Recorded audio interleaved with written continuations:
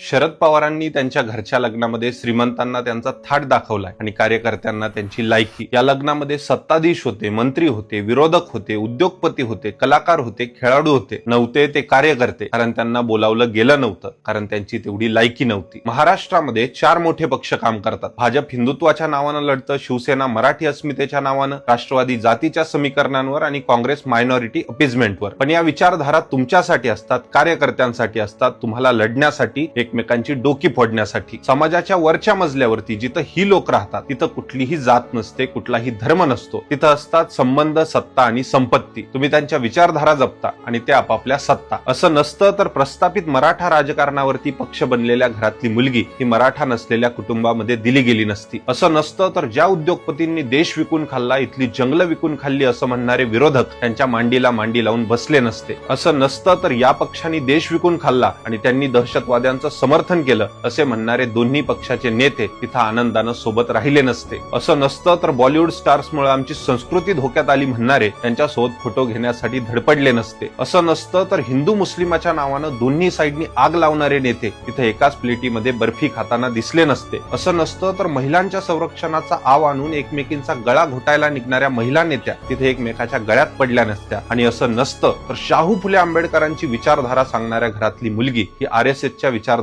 सांगणाऱ्या घरामध्ये दिली गेली नसती। असं नसतं तर काहीच झालं नसतं, पण असं आहे आणि हे समजण्याची बुद्धी कार्यकर्ता आणि समर्थक नावाच्या गाढवांमध्ये नाहीये। तो कार्यकर्ता जो व्हॉट्सअप वरती, इंस्टाग्राम वरती, फेसबुक वरती आणि कधी कधी ग्राउंड वरती उतरून एकमेकाच्या अंगावरती धावून जातो, कारण त्याला वाटतं की त्याचा नेता धोक्यात आहे, त्याचा पक्ष धोक्यात आहे, त्याची विचारधारा, त्याचा धर्म, त्याची जात धोक्यात आहे। त्या सोहळ्यामध्ये काय धोक्यात होतं? ना जात, ना धर्म, ना पंथ, ना विचारधारा, कारण तिथं होती फक्त प्रतिष्ठा आणि सत्ता। आणि यावर कोणी आक्षेप घेऊ नये म्हणून आपल्याला सांगितलं जातं की आमचं राजकारण अतिशय परिपक्व आहे, आम्ही फक्त विचारधारेंचे विरोधी, एकमेकाचे दुश्मन नाही। पण हे ते कार्यकर्त्यांना सांगत नाही, कारण कार्यकर्ता जर एकमेकाच्या घरात घुसून एकमेकाला मारायचं विसरला तर यांचे धंदे बंद होतील। कार्यकर्ता जर शत्रू बनायचं विसरला तर यांची दुकानं बंद होतील। तुम्ही आयुष्यभर ज्यांना शत्रू म्हणून समजता ते एकमेकाच्या आनंदामध्ये सहभागी होतात। तुम्ही ज्यांच्यासाठी नाते तोडता ते एकमेकांसोबत नाते जोडतात, कारण त्यांचा धर्म हा सत्ता असतो आणि त्या धर्मात प्रवेशासाठी लागतात संपत्ती आणि संबंध। धर्म, जात वाचवण्याचा किडा हा गरिबाच्या, कार्यकर्त्याच्या अंगात जास्त वळवळ करतो, नेत्याच्या नाही। म्हणून या नेत्यांना देव बनवणं बंद करा, त्यांना आपला बाप मानणं बंद करा, कारण ते तुम्हाला त्यांची मुलं मानत नाहीत। ते मानतात तुम्हाला रस्त्यावरचं एखादं भिकारडं कुत्र,